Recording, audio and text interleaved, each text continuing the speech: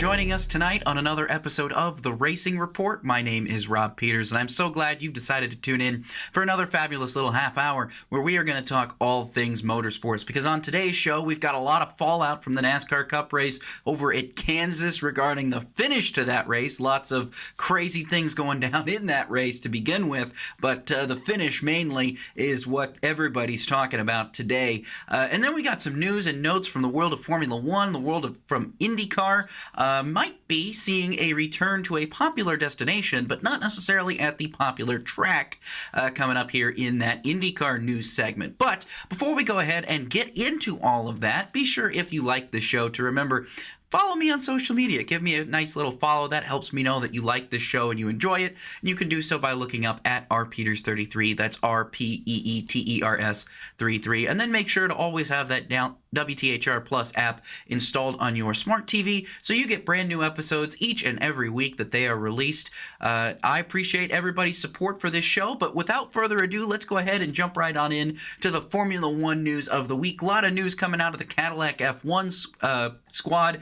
The Cadillac F1 team has named Simon Pagenaud and Pietro Fittipaldi as their simulation drivers for this upcoming 2026 season, where they will make their Formula One debut. Obviously, a big get there. Simon Pagenaud has been working extensively with GM and Chevrolet on their IndyCar program, and now, as a result of that, Cadillac has tapped him to drive their simulator. And they've also gone and grabbed former Haas F1 team test driver Pietro Fittipaldi to do the same thing there as well. So good news for them. Both IndyCar drivers, both have had Formula One aspirations in the past, but now are getting an opportunity, at the very least, to be the sim driver for the Cadillac F1 team. So good news, bringing drivers from American Series, even though they might not necessarily have been born in America, is still a good thing. Very happy to see that, as both Pietro and Simon have done wonders in their respective careers. Meanwhile, let's talk about something else regarding the Cadillac F1 team. Former Miami Grand Prix president Tyler Epp has joined the Cadillac F1 team as its global head of commercial strategy. Now, to replace him at the Miami Grand Prix, they've named Katharina Nowak as their new president. So some new personnel changes going on up there in the world of Formula One. Lots of high ups going and moving to their new locations. Now, the final piece of Formula One news we're going to talk about this week is that FIA President Mohammed Ben Sulayem is reportedly urging Formula One to continue with caution regarding the number of sprint races on the schedule going forward. But CEO Stefano Domenicali says that talks are still ongoing about increasing the number of sprint races to 10 by the year 2027. Now, Domenicali cited multiple other tracks wanting to get in on the sprint race, and also citing the difference in opinion between fans of the sport, longtime fans of the sport, compared to maybe some of the newer fans. The longtime fans obviously are not necessarily a big fan of the sprint races, but the newer fans seem to like it, and some of the drivers, at least according to Domenicali, also seem to like it. But Ben Sulayem was pretty much like, hey, hold on, guys. Let's not go overboard. Remember, this is a long championship. We've already got the most races we've ever had on this calendar, and we're keep trying to push that limit even further. And now the more sprint races, you guys have got to take care of your people and make sure that they're not working themselves to death. And that's kind of what Ben Sulayem is saying. But right now, as it stands, we talked about last week the new sprint races that are coming for Formula One next year. Obviously, Singapore, where we're going this weekend. Next year, we'll have a sprint race. That's a big topic of conversation still to this day. So we're going to have to monitor that and see what comes out of it. If maybe in the future, do we get to 10 sprint races in a Formula One season? Or is that something that just becomes completely impossible, or at the very least financially irresponsible at that point? I don't know about any of that, but we'll have to wait and see what the outcome is later on here in the future.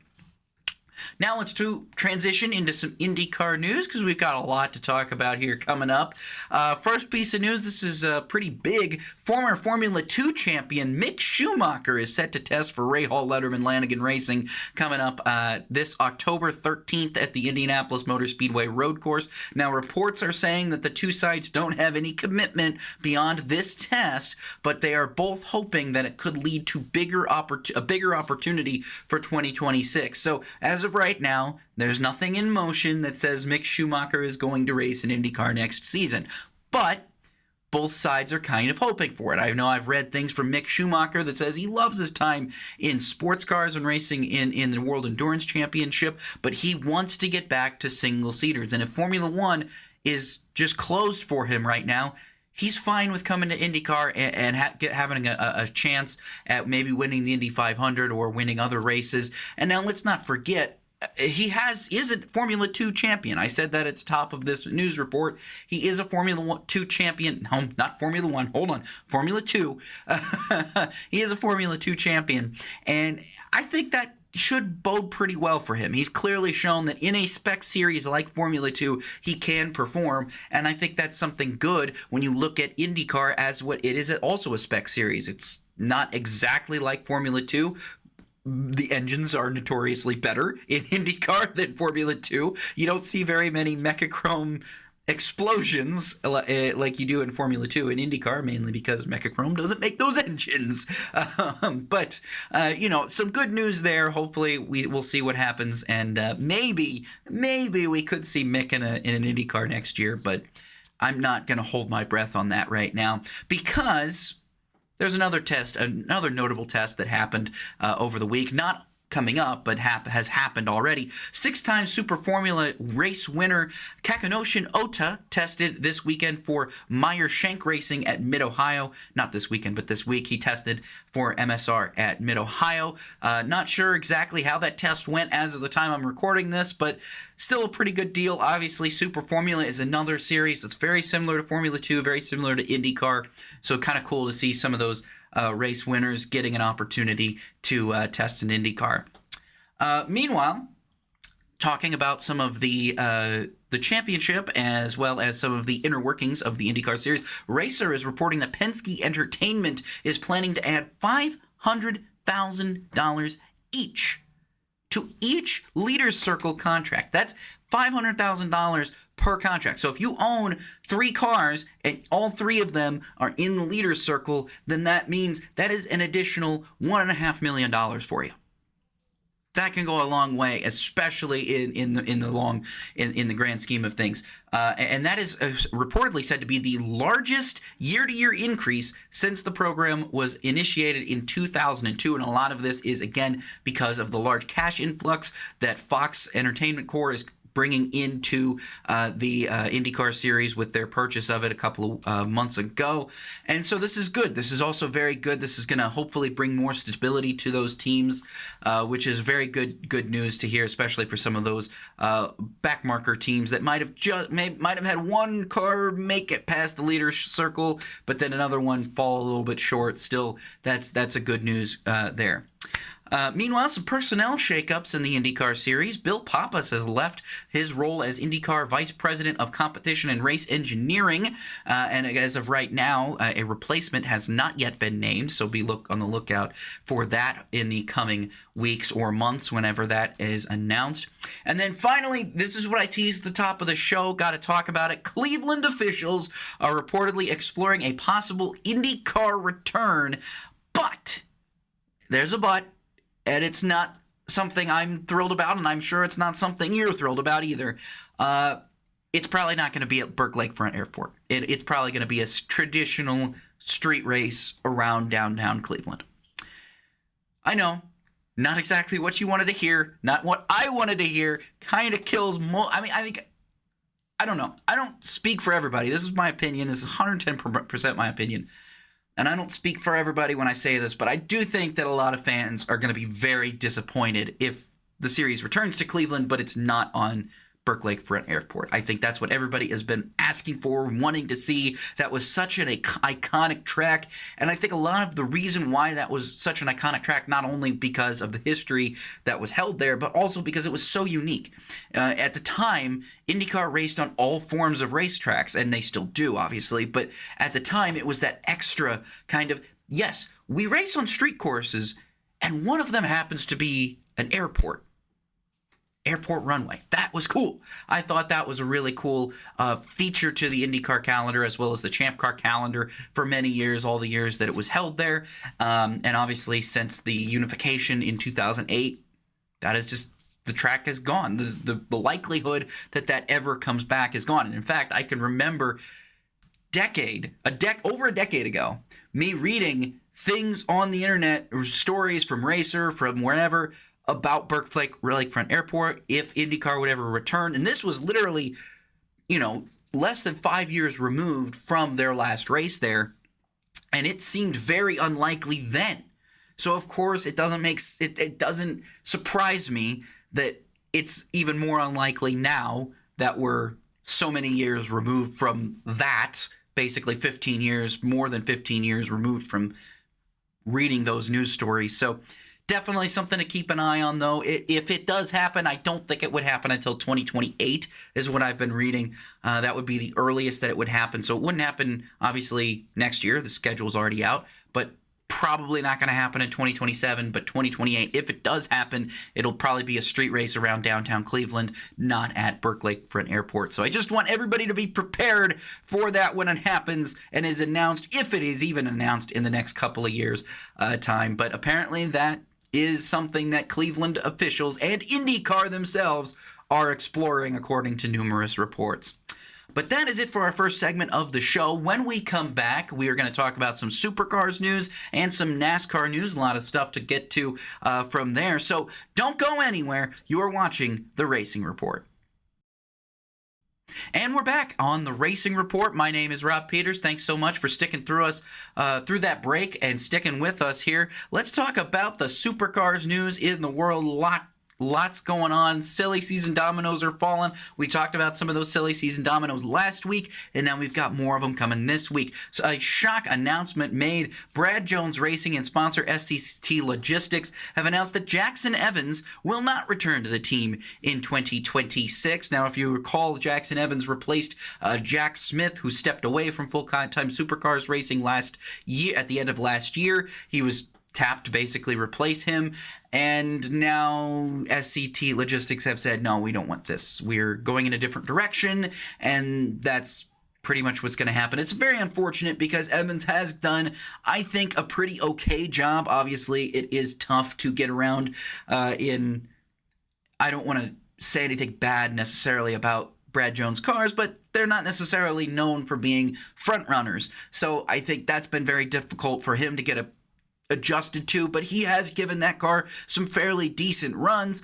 It's just unfortunate that he won't really get an opportunity to do it again next year. And as of right now, the team has not announced a replacement, so we don't know who will be in that car in 2026. So we'll be watching that later on here in the year to see maybe who will be in that car coming up next year.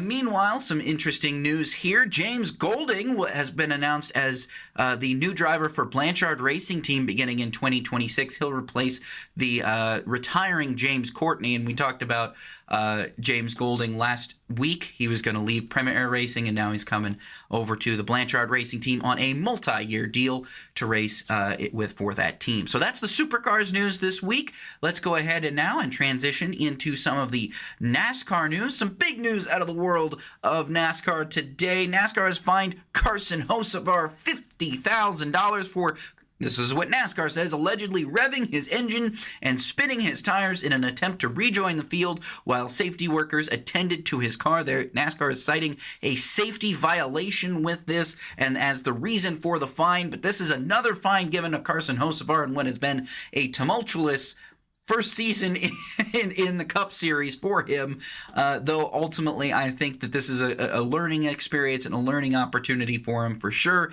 But otherwise, just I hope he's got deep pockets because he's had a lot of fines to pay so far this season.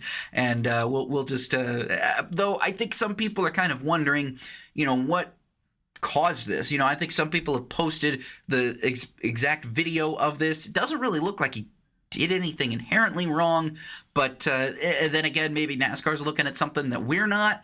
But either way, they have handed down this fine, and as of right now, I don't think there's any plan for Hocevar to appeal it.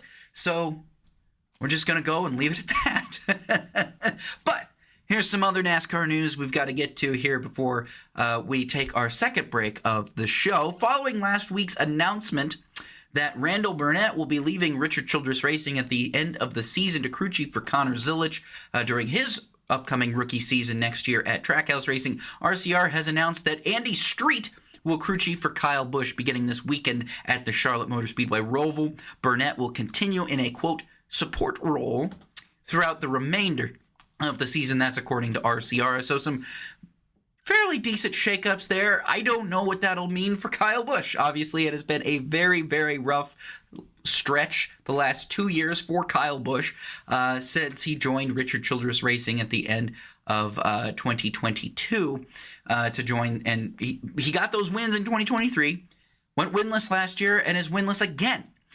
I don't know what to do. I don't really know what you do at that point.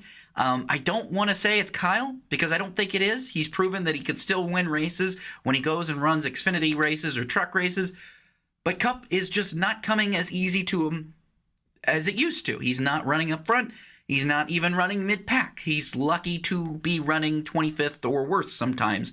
And that would be very nervous. So I think a crew chief change here might be good for Kyle, but I'm not going to expect any radical changes. I'm not expecting him to go out and sit on the pole at the Roval and maybe even do better and finish in the top 10. I'm not really expecting any of that. But I am curious to see what, if any, improvement Kyle Busch has going forward throughout the rest of the season. Obviously, we know he's not in any championship contention. He's not in the playoffs again for the second year in a row. Again, this sounds crazy to talk about Kyle Busch. Wow. We barely even discuss Kyle Busch, I feel like, on the show.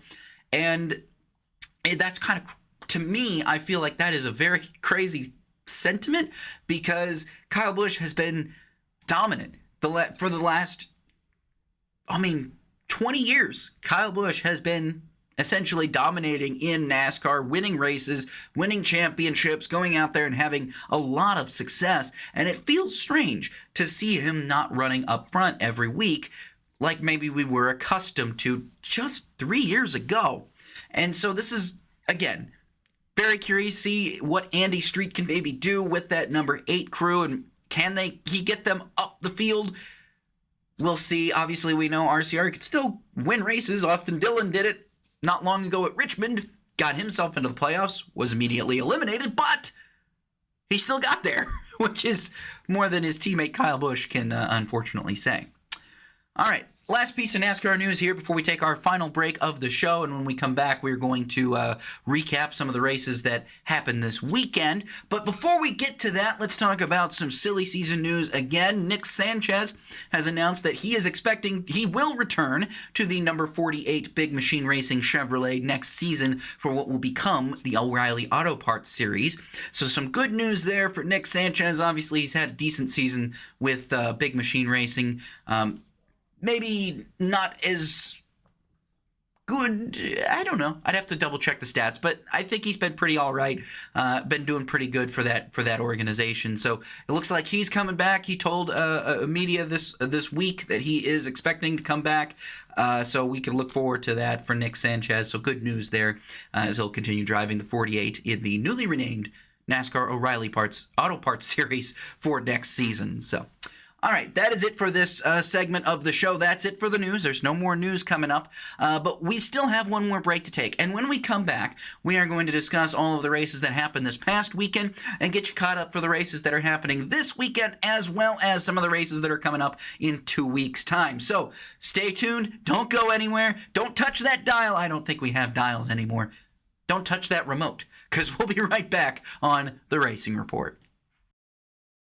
And we're back on the Racing Report. Thanks so much for sticking with us through that break. Let's go ahead and break down all the races that happened this past weekend. Boy, we got to talk about that race at Kansas. What in the world was going on? What is in the water there at Kansas? Kansas has been, again, producing some very memorable races, some very fun races, and I thought the race overall was fairly fun compared to the last several maybe races that we've had with this next-gen car. It's a good car. It's a good car for 1.5 miles, I'll say that. And we definitely got that this weekend at Kansas. Definitely looked like passing was still a little bit difficult due to the dirty air, but I think you were still able to make it work if you could adjust on your car a little bit better. And overall, just crazy things going on. Obviously, Zane Smith taking that wild ride, getting pinched up against the wall by John Hunter Nemechek and rim riding on. Take a look at what he did. Not exactly like Ross Chastain, the Hail Melon, but it was still a fairly interesting race overall. And of course, how can you forget about the finish? The finish to this race is going to be talked about, I think, depending on how Denny Hamlin and Bubba Wallace do getting out of the Charlotte Roval. Because here's the thing. I understand what Denny Hamlin's talked about. If you didn't see the race, if you're not unaware, we've got an overtime restart at the end of the race. Bubba Wallace is leading the race. He's in prime position. He's already survived a restart prior to this, and he's just trying to hang in there and get a win and lock himself into the next round of the chase, try and get himself into the round of 8 in the playoffs. And his team owner, Denny Hamlin, is also there. And Hamlin needs to get a win as well. Everybody knows they need to get this win. They need to make sure that they power through. And these wins mean everything because that's how NASCAR has kind of asked for the playoffs to go about. And so you have the last lap go through. It looks like Bubba's going to hang in there, but here comes Hamlin. Hamlin is hard charging, gets a run down the back straightaway, and makes a valiant attempt going into turn 3. Now, here's the thing. Denny Hamlin doesn't have power steering. So he goes into turn 3, and he's trying to make that stick, and it's just not sticking because he can't turn that wheel to the left enough to get out of the way of his own team car in Bubba Wallace. And so what happens? Hamlin slides up the racetrack, gets into Bubba Wallace, who then gets into the wall, and then that allows Chase Elliott, who, by the way, restarted in like 10th place. He comes out of nowhere, right up on the inside, gets around both Hamlin and Bubba and steals the race victory. Now he's advanced into the round of 8, which is, I think, something people expected if you were watching the full season points breakdown. You knew that Chase Elliott was one of the more consistent drivers so far this season, but now he's into the round of 8, which I think is going to be very, very good for his championship hopes because he doesn't have to worry about this Roval now, and he gets to go through the next the round of 8 with a bit of a chip on his shoulder. And I think that he could possibly have a very good opportunity at getting into the championship 4 based on that race at Kansas. Now, this is what also I think is very nervous. If I'm honestly, here's the thing. If I am Denny Hamlin right now, I'm a little bit nervous. And I'll tell you why. Look where Denny Hamlin is in the playoffs. He is seeded 4th. He's 48 points to the good on the cut line. Now, that's not necessarily bad. I don't want to say that that's bad, but now he doesn't have that win. And anything can happen at Charlotte, and anything can happen going forward. So I think Hamlin needed to get that win just as much as he thought he needed it, but also I think who needed that win a little bit more was Bubba. Because here's where Bubba is. Bubba is not even over the cut line. He is 26 points below the cut line in 10th. And he is just 3 points ahead of his teammate Tyler Reddick. So, if anything, Hamlin is probably going to be fine getting into the round of 8. I would be very surprised if something happens to him at the Charlotte Roval that causes him to lose all of that ground. He's probably going to be fine. But Bubba's going to need to win the Roval. And I don't know if that's even possible for him. I think Kansas was his best shot, unfortunately. Not saying Bubba is... You should write him off from the Roval. I'm not saying that, but he himself has said road courses are not his strength. So if he's going to the Roval in a must-win situation, I don't know. I'm a little bit nervous. Same can be said for Tyler Reddick. Same can be said for Austin Cindric. Reddick and Cindric have both won on road courses before. Cindric maybe not so much on the Cup side, but he has won plenty of road races on the Xfinity side, whereas Tyler Reddick has won at Road America, the Indianapolis road course. He's got, in the next-gen car, mind you, he's got experience winning on those races. So if you're looking for a guy who could potentially get a walk-off victory on Sunday, I think Tyler Reddick is your guy. But also I'm going to take SVG versus the field. And the reason why is just because of how good SVG has been. I think we could have a spoiler winner at the Roval on Sunday as well, and it could be someone who's already been eliminated from the playoffs in being SVG.